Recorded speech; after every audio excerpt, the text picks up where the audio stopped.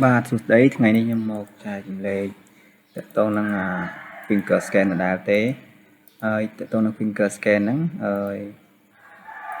ខ្ញុំមកបង្ហាញអំពី upload user មានន័យថា upload បុគ្គលិកឈ្មោះបុគ្គលិកហើយហ្នឹងទៅចូលទៅក្នុង finger scan ដើម្បីឲ្យធ្វើការ set មេដាយគាត់នៅលើ finger scan អញ្ចឹងតកតងនឹងការ load តកតងនឹងការ upload ហើយ user នៅក្នុង finger scan ដំបូងយើងបើកមកយើងបើក app មកចេញបែបហ្នឹងហើយមួយទៀតមុននឹងយើងឲ្យ load user នឹងបានតើតែយើង connect យើងចុច connect នេះសិននេះ connect នេះដោយសារតាខ្ញុំធ្វើនេះអត់ទាន់ connect ជាមួយនឹង finger scan ទេអញ្ចឹងវា disconnect អញ្ចឹងណាអញ្ចឹងបើសិនជាបងប្អូនមាន finger scan ប្រភេទដូចខ្ញុំធ្វើការបង្ហាញនេះសូមបងប្អូន connect វាចុច click លើវាហើយបងប្អូនចុច connect យកពាក្យ connect តើតាវា connected ដល់ពេលដែលវា connected ហើយបងប្អូនចូលទៅក្នុងនេះ upload user info ចុចទៅកន្លែង upload user info ហ្នឹង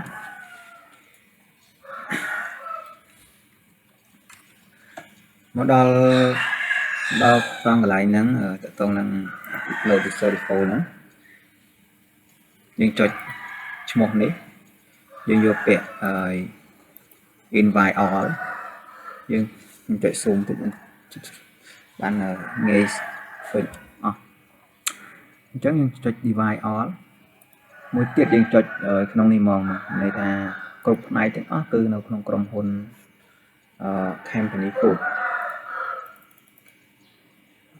ចុច zoom តិចគ្រប់បុគ្គលិកទាំងអស់គឺនៅក្នុងនេះអញ្ចឹងយើងចុច invite មានន័យថា tick លើឈ្មោះនឹងទាំងអស់ invite all តោះមកយើងចុច load ចុចកន្លែង upload មានន័យថា upload បុគ្គលិកទាំងអស់ចូលទៅក្នុង finger scan ហើយយើងចាំset មេដាយគាត់ទៅតាមឈ្មោះដែលគាត់មាននៅក្នុង finger scan ណាតោះមកយើងចុចកន្លែងនេះកន្លែង upload យើងចុចកន្លែងហ្នឹងមកអញ្ចឹងដោយសារតាuser ខ្ញុំតិចអញ្ចឹងវា load លឿនទេនេះវាដាក់100% sorry វាដាក់100%អញ្ចឹងចុចតែប៉ុណ្្នឹងទៅវាចូលឈ្មោះបុគ្គលិកទាំងអស់ចូលទៅក្នុង finger scan ហើយលោកអ្នកអាចមើលឈ្មោះឧទាហរណ៍ថាឈ្មោះ Mr. Chan យើងហៅគាត់មកហើយយើងចូលទៅកន្លែងfinger scan ហ្នឹងហើយចំណប់scan មេដាយគាត់ដាក់ scan មេដាយគាត់ចូលមកវាមានចំនួន3ដងដែលវាអាច complete តែពេលបន្ទាប់ពី scan មេដាយរួចហើយយើងអាចតេស្តបានអញ្ចឹងតើតើនឹងការ upload មានតែប៉ុណ្្នឹងទេខ្ញុំនឹងបង្ហាញអំពីការមើល report មួយទៀតតើតើនឹងការមើល report បន្ទាប់ពីយើងបាន scan មេដាយបុគ្គលិក scan បាន scan មេដាយចូលទៅការហើយយើងចុចកន្លែងនេះ download attendance log download attendance log នេះមានន័យនេះបើសិនជាយើងភ្ជាប់វាហើយវានៅពេលយើងចុចកន្លែងហ្នឹងមកព័ត៌មានធ្លាក់មកកន្លែងនេះឬក៏ធ្លាក់កន្លែងនេះមាន user ឈ្មោះបុគ្គលិកទៅតាមម៉ោងធ្លាក់មកជួរនឹងក្រោមបន្ទាប់ពីយើងចុចកន្លែង download ដើម្បីទាញបុគ្គលិកដែល scan ក្នុងឯហ្នឹងអញ្ចឹងឲ្យគាត់ចូលធ្លាក់មកក្រោមបន្ទាប់ពីចូលមកក្រោមយើងចូលកន្លែង report នេះចូលកន្លែង report ហ្នឹងហើយយើងកំណត់ឧទាហរណ៍ឥឡូវយើងចង់មើលបុគ្គលិកទាំងអស់នៅក្នុងក្រុមហ៊ុនហ្នឹងអញ្ចឹងយើងកំណត់ថ្ងៃខែយើងដាក់ថ្ងៃហ្នឹងនេះគាត់និយាយឧទាហរណ៍តែវាអត់បង្ហាញដោយសារតែខ្ញុំអត់ភ្ជាប់ជាមួយនឹង network ទៅកាន់ finger scan អញ្ចឹងយើងចុចតែកន្លែងហ្នឹងមកយើងចុចកន្លែង calculate ចុចកន្លែងហ្នឹងមកវានឹងលោតឈ្មោះបុគ្គលិកឈ្មោះថ្ងៃខែឈ្មោះម៉ោងscan out in អញ្ចឹង in មាន out អញ្ចឹងណាទៅតាមឈ្មោះហ្នឹងមកតាមម៉ោង ហើយមួយទៀតបើយើងចង់ឲ្យមើលទៅតាមផ្នែកឥឡូវផ្នែក HR ផ្នែក HR មាន2នាក់នេះផ្នែក HR មាន2នាក់ខ្ញុំស៊ូមតិចផ្នែក HR មាន2នាក់អញ្ចឹងយើងចង់មើល Mr. Chan មួយយើងចុចកន្លែងហ្នឹងចុច calculate ហ្នឹងវានឹងសូលមកនេះនេះក៏នៃការឧទាហរណ៍បង្ហាញថែមហើយនឹងវីដេអូក្រោយទៀតខ្ញុំនឹងធ្វើការឧទាហរណ៍តេស្តជាមួយនឹងម៉ាស៊ីនខ្ញុំមកម៉ាស៊ីនដែលខ្ញុំភ្ជាប់ network អញ្ចឹងយើងអាចមើលតាមនឹងបានគ្រប់ផ្នែកទាំងអស់បុគ្គលិក cleaner នេះ cleaner មានតែ2នាក់អញ្ចឹងណាខ្ញុំកំណត់ដល់នេះតែ2នាក់អញ្ចឹង management ក៏2នាក់ដែរអូ sorry management មានតែម្នាក់ទេម្នាក់ CEO អញ្ចឹងតើតើនឹងការ show report មានតែប៉ុណ្ណឹងខ្ញុំមកបង្ហាញមួយទៀតតើតើនឹងការ upload មានន័យថាការ backup តន័យការ backup តន័យនេះវាមានសារៈសំខាន់ដែរនៅពេលដែល finger scan យើងវាខូចឬក៏មានបញ្ហាអីផ្សេងអញ្ចឹងឬក៏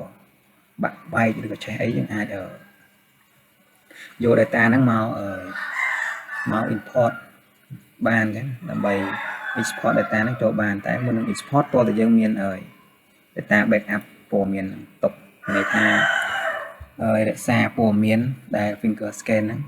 ទុកទៅតនឹងឈ្មោះបុគ្គលិកនឹងមកធ្វើការអញ្ចឹងទៅតនឹងការ backup យើងចូលឡើងនេះចុច backup ហើយយើងយកពាក្យdesktop នេះ desktop ដោយសារ backup នេះនៅ2024 នោះ backup នេះវាអត់សូលដោយសារតែនេះវាមានកតុយជាប្រភេទ file នៅកតុយហ្នឹងវាអត់ឲ្យវាអត់ស្គាល់ថាតើយើងលុបកតុយហ្នឹងចេញបានយើងអាច backup បានអញ្ចឹងខ្ញុំចូលទៅ backup ចូល desktop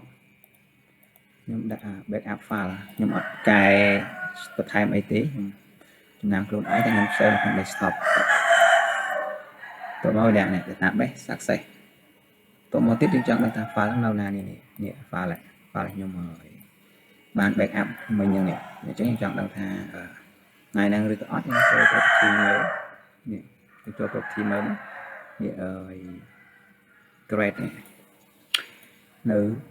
ម៉ោង 12:22 អញ្ចឹងជា file ហ្នឹងថ្ងៃទី6 file ហ្នឹងអញ្ចឹងយើងចូលទាញវាចូលដើម្បី export នេះជាការឧទាហរណ៍ហើយអញ្ចឹងដើម្បី export នឹងបានយើងចូលឡើងនេះបន្ទាប់មកយើងចុចកន្លែងឈ្មោះ file ព្រោះឈ្មោះ file ហើយយើងយកពាក្យ database ហើយយើងចុចកន្លែងនេះឈ្មោះ file ហ្នឹងឲ្យ load ចូលមកក្នុងហ្នឹងបន្ទាប់មកយើងចុច open អញ្ចឹងយើងទាញ file ឡើងចូលហើយប៉ុន្តែយើងអត់ទាន់ import អញ្ចឹងយើងចុច import អូខេអញ្ចឹងតើតើការ backup data ចូលមានតែប៉ុណ្្នឹងទេហើយនឹងវីដេអូក្រោយទៀតខ្ញុំធ្វើការបង្ហាញតេស្តផ្ទាល់ជាមួយនឹង finger scan ដែលខ្ញុំដោតខ្សែនេះទៅកាន់ finger scan អញ្ចឹងវីដេអូនេះមានតែប៉ុណ្្នឹងទេបងប្អូនមានចំណល់ឬក៏តាមអត់ទាន់នៅកន្លែងណាមួយអាច comment បានខ្ញុំនឹងឆ្លើយតបរាល់ការ comment បងប្អូនអរគ្នាសូមអរគុណ